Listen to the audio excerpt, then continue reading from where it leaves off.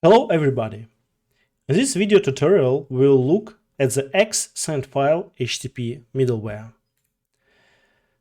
To activate it, you'll need to specify Sendfile name in the list of the HTTP plugins middleware.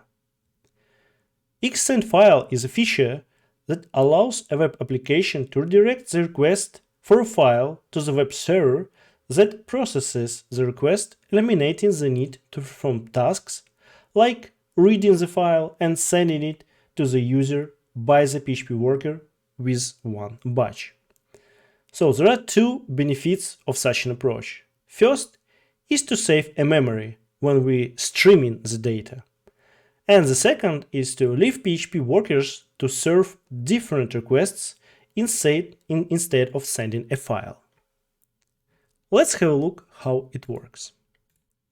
So as you can see here in this part of my screen, located performance monitoring. When we start our RoadRunner instance, we will monitor it.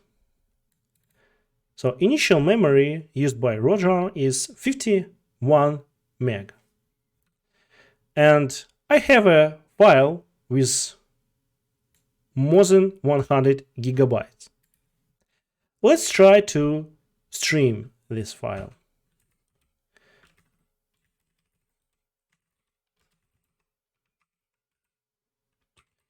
First of all, we have to specify X-Sendfile header, which second argument is a path to our file.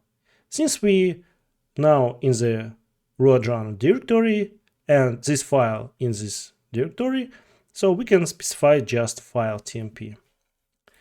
And let's send a second request with like output sum2 file. So let's start the first one and the second one.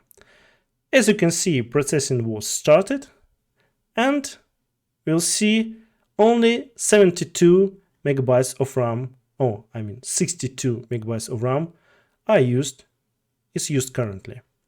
So it's not 100 gigs like it will be with a synchronous approach, for example, or when you're trying to send this file, first read it from the PHP and then send it with a batch to the user.